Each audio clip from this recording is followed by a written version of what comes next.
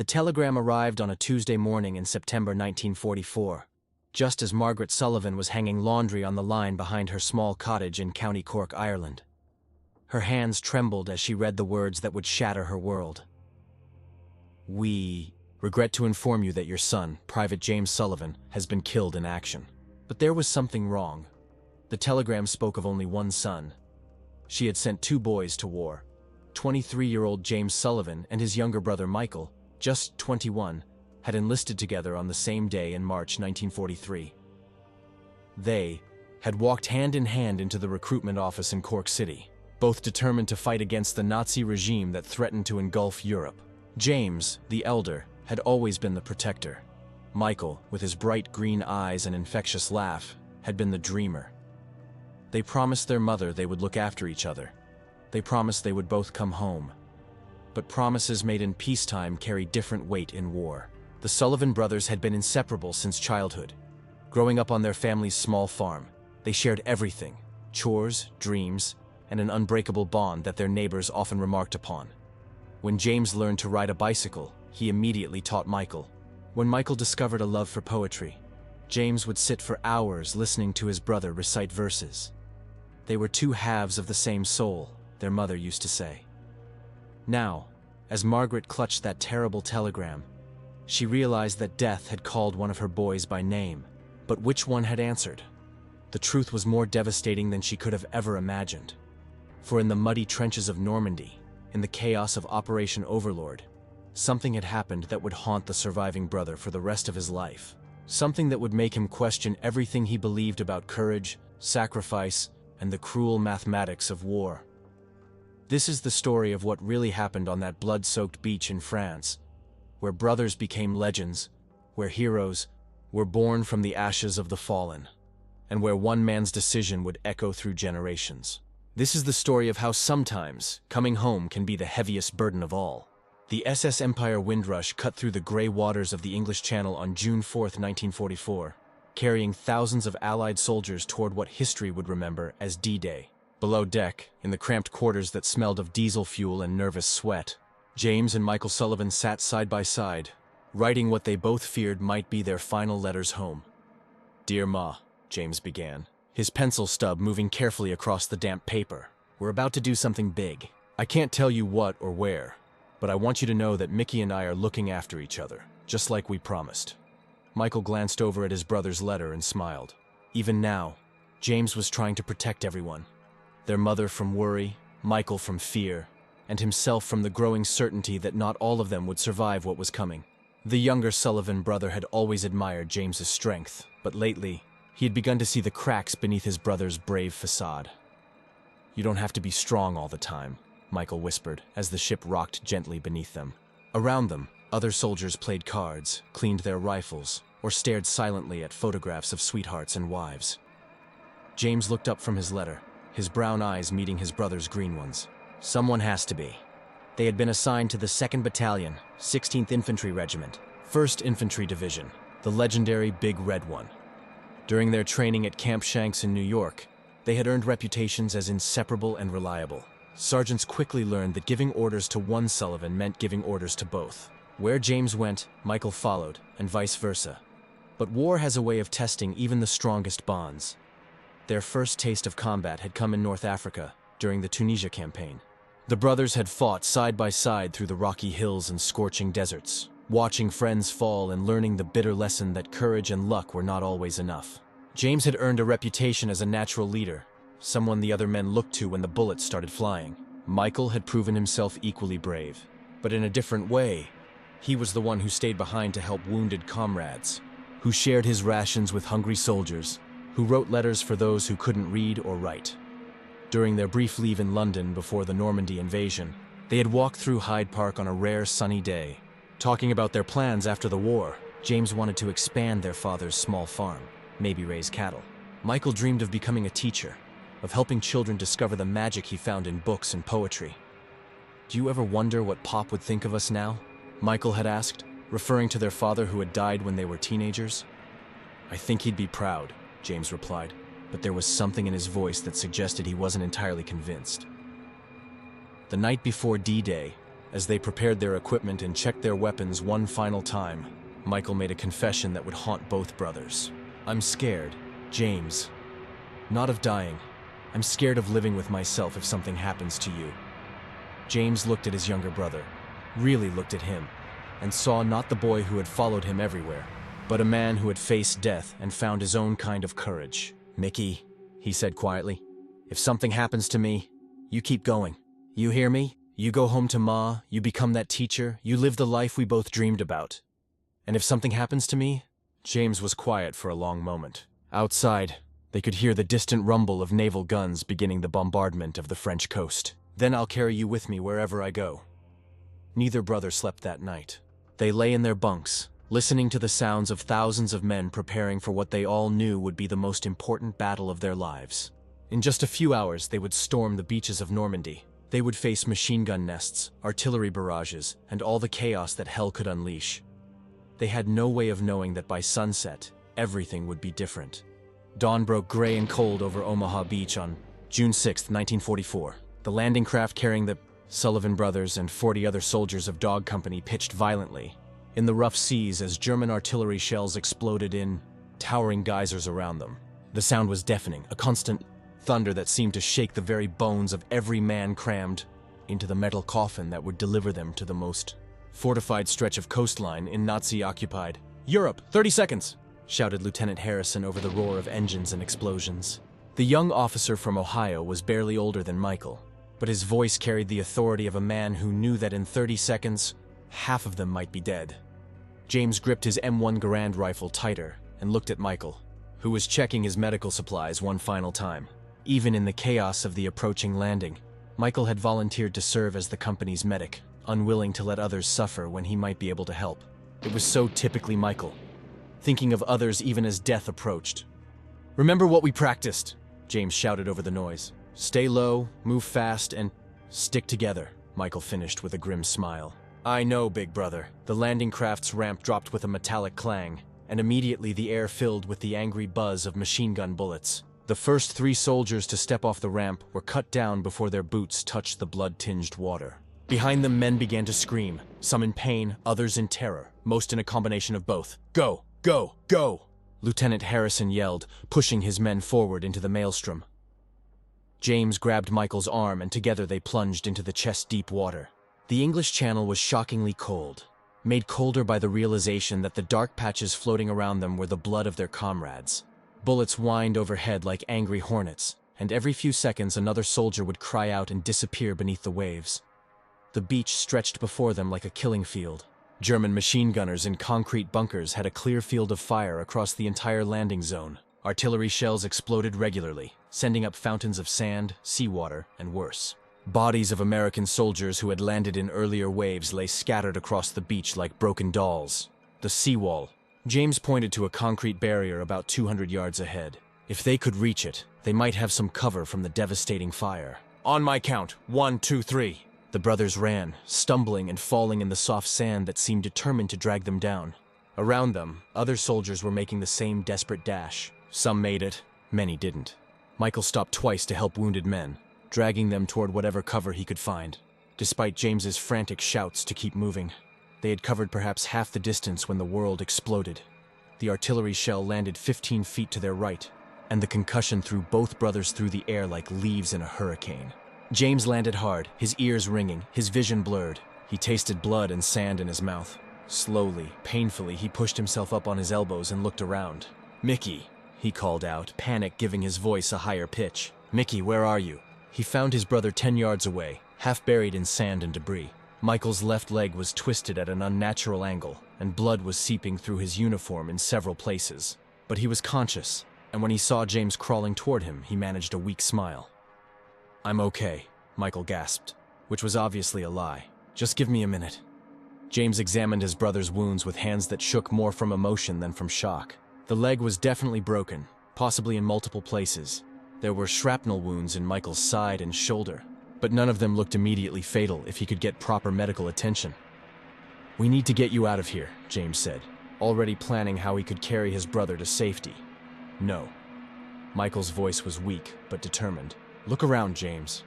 Look at all these men who need help."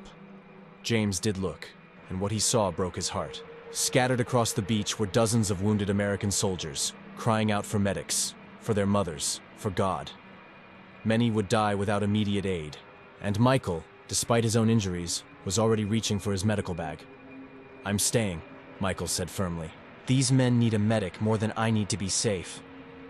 For the next 4 hours, as Allied forces gradually established a foothold on Omaha Beach, the Sullivan brothers worked side by side. James provided covering fire and helped move the wounded, while Michael, despite his broken leg and loss of blood, treated wound after wound. Together, they saved 37 men that day. As the sun began to set, painting the blood-soaked beach in shades of orange and gold, German resistance finally began to crumble. The immediate crisis was over. They had survived the longest day, but their war was far from finished. "We did it." "Mickey," James said as he helped his brother toward an evacuation point where medics were loading wounded soldiers onto landing craft. "We actually did it." Michael nodded weakly, leaning heavily on his brother's shoulder. "Those men would have died without you," he said quietly. "You saved them." "We saved them," James corrected. "Together."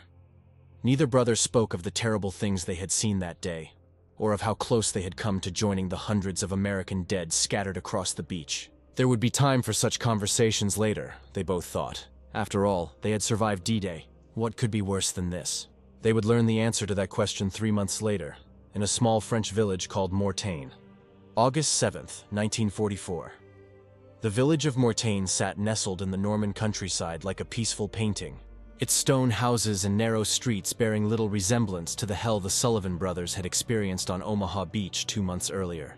But war had a way of turning the most beautiful places into graveyards, and Mortain was about to become the site of Germany's last desperate attempt to cut off the Allied breakout from Normandy. Michael had recovered from his D-Day injuries, though he still walked with a slight limp that became more pronounced when he was tired. The doctors had wanted to send him home, but he had refused to leave his brother. James had intervened with the officers, calling in every favor he had earned through 2 months of exemplary service. The brothers would stay together, just as they had promised their mother. They were part of a mixed force holding Hill 314, a strategic high point that overlooked the main supply routes for the American advance. The position was considered crucial, but not particularly dangerous. Intelligence suggested the Germans were in full retreat. The Sullivan brothers and 120 other men were told to expect a quiet few days of observation duty. Intelligence was wrong. At 2:30 in the morning, the world erupted in fire and thunder as German artillery began pounding Hill 314. The barrage lasted for 30 minutes. 30 minutes that felt like 30 hours to the men crammed into hastily dug foxholes and stone buildings. When the shelling stopped, the ominous rumble of tank engines could be heard in the valley below. "Jesus Christ," whispered Corporal Davidson, peering through the pre-dawn darkness with binoculars. "There must be 50 Panzers down there, maybe more." Lieutenant Harrison, who had survived D-Day only to die of dysentery 3 weeks later, had been replaced by Lieutenant Morrison, a green officer from Kansas who had never seen combat. Morrison's voice cracked slightly as he called in the sighting to battalion headquarters. The response crackled back over the radio. "Hold your position at all costs. Reinforcements are en route." But everyone on Hill 314 knew that reinforcements were at least 6 hours away. They would have to hold alone against overwhelming odds. The German attack began just as the sun was rising, painting the Norman countryside in deceptively beautiful shades of gold and pink. Panzer tanks rolled up the slopes while infantry advanced in coordinated waves. The Americans had 3 bazookas, 2 machine guns, and their rifles. It should have been a slaughter. Instead, it became an epic of heroism. James had taken command of the eastern slope when Lieutenant Morrison was killed by sniper fire in the first hour of fighting. Michael established an aid station in the ruins of Mortain's small church, treating wounded men under constant fire. For 6 hours they held their positions against attack after attack, but by noon their situation was desperate. Half their men were dead or wounded. Ammunition was running critically low. German tanks had advanced to within 50 yards of their positions.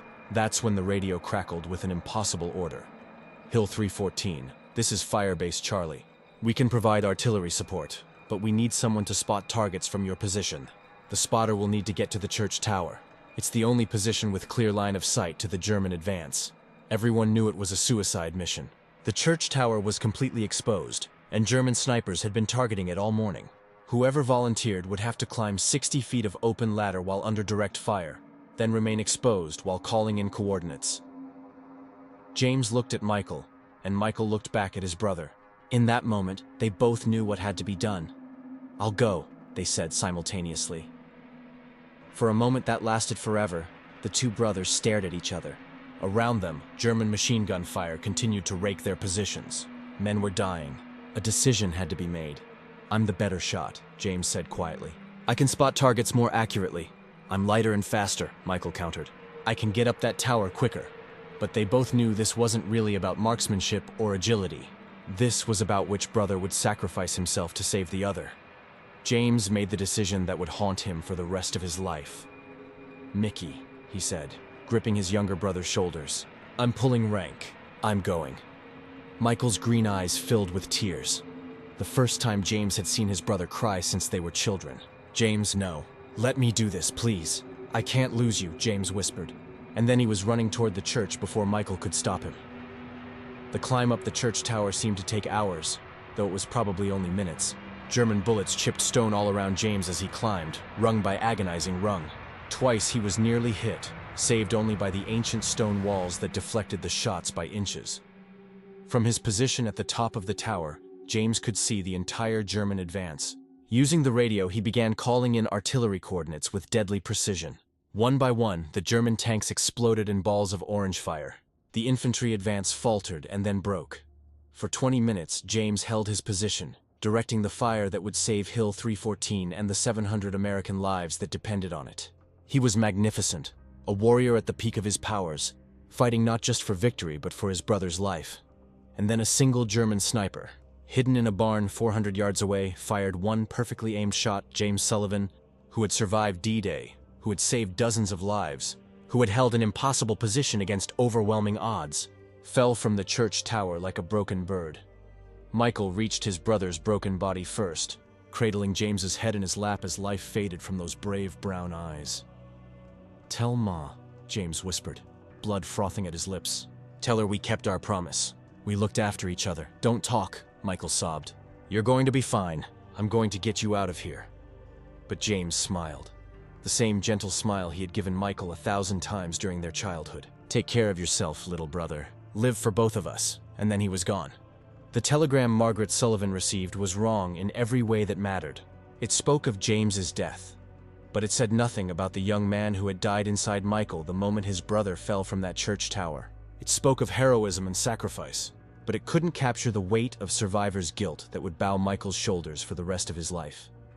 Michael Sullivan returned to County Cork on a gray November day in 1945, wearing his brother's Purple Heart pinned next to his own medals. His mother waited for him at the small train station, her face a mixture of joy and sorrow that perfectly reflected his own shattered heart. She had aged 10 years in the 2.5 years since her sons had left for war. Her dark hair was now streaked with silver, and lines of worry had etched themselves permanently around her eyes.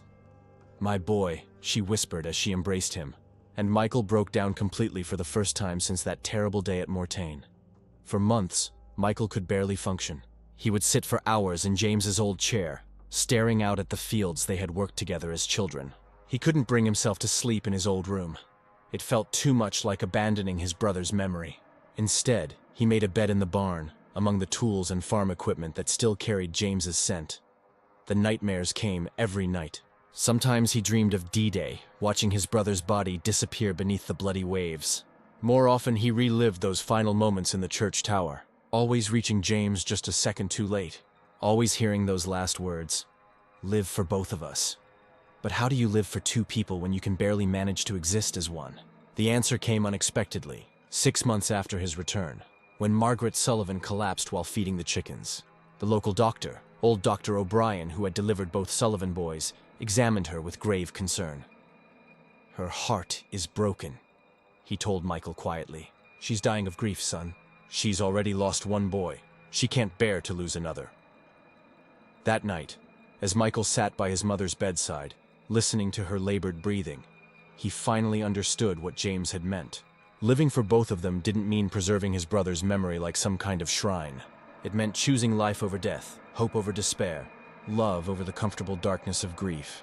It meant honoring James by becoming the man his brother had believed he could be. Michael began to heal, slowly and painfully. He took over the farm, expanding it just as James had dreamed. He enrolled in correspondence courses, working toward the teaching degree he had abandoned after the war. Most importantly, he began to talk about James, not as a perfect saint, but as the complicated, brave, loving brother he had actually been. In 1952, Michael Sullivan married Catherine O'Malley, a nurse from the neighboring village who had lost her own brother in the war. They understood each other's scars. Together, they had 4 children, 3 boys and a girl. The oldest boy was named James. Michael never spoke much about the war to his children when they were young. But as they grew older, as the world began to forget the lessons learned in blood on the beaches of Normandy and the hills of France, he began to tell them stories. Stories about courage and sacrifice, about the bonds between brothers, about the price of freedom. War doesn't make heroes, he would tell them. War reveals the heroes who were already there. On quiet Sunday evenings, when the family gathered around the fireplace, Michael would sometimes recite poetry. Not his own words, but verses he remembered James listening to with patient attention all those years ago. His voice would grow soft as he spoke of distant shores and faithful hearts, of brothers who walked together into darkness and emerged forever changed. In 1984, 40 years after D-Day, Michael Sullivan returned to Normandy. He was 61 years old, his hair completely white, his hands gnarled from a lifetime of farm work. He traveled with his son James, a successful teacher, just as Michael himself had eventually become, and his grandson, another James, aged 16 and full of questions about the war his great-uncle had died fighting. They stood together on Omaha Beach, now peaceful and golden in the late afternoon sun. Families picnicked where soldiers had once died. Children built sandcastles where landing craft had delivered young men to glory and death. The scars of war had been erased by time and tide, but the memory remained in the hearts of those who had been there. Michael placed a simple wooden cross in the sand, with James's name carved into it by his own hands. For a long time, he knelt there in silence while his son and grandson waited respectfully. Finally, he stood and spoke the words he had carried for 40 years. "I'm sorry I couldn't save you, brother, but I tried to live for both of us, just like you asked. I hope I did okay." The wind off the English Channel carried his words out to sea, toward the horizon where so many brave souls had crossed over to whatever waits beyond this life. And for just a moment, Michael could swear he heard an echo carried back on that same wind. His brother's voice, warm with affection and bright with pride. "You did better than okay, Mickey. You did just fine." Michael Sullivan lived to be 88 years old, when he died peacefully in his sleep in 2011. His last words were reported by his grandson to be, "James, is that you? I've been waiting so long to see you again." He was buried in the small cemetery behind St. Patrick's Church in County Cork, in a plot next to the empty grave that had been prepared for his brother so many years before. The headstone reads simply, "Michael Sullivan, 1923-2011. Beloved son, husband, father, and brother." He lived for 2. Their story, the story of 2 brothers who went to war together, though only one came back, has been told and retold through 3 generations of Sullivan children. It is a story about the bonds that hold families together, about the price of freedom, and about the way love transcends even death. But perhaps most importantly, it is a story about the choice we all face when tragedy strikes. Do we let our pain define us, or do we find a way to honor those we've lost by living fully, bravely, and with purpose? Michael Sullivan chose to live. He chose to love. He chose to believe that somewhere beyond the horizon, his brother was waiting with that familiar smile and those 3 words that had sustained them both through the darkest hours of humanity's darkest war. We did good. The bonds between brothers transcend time, war, and even death itself. Their love echoes through generations, reminding us that true heroism lies not in how we die, but in how we choose to live. If this story touched your heart, please share it with someone who needs to hear about the power of family, sacrifice, and unwavering love. What stories of courage and brotherhood have shaped your own family? Share them in the comments below, because every hero deserves to be remembered, and every act of love deserves to be honored.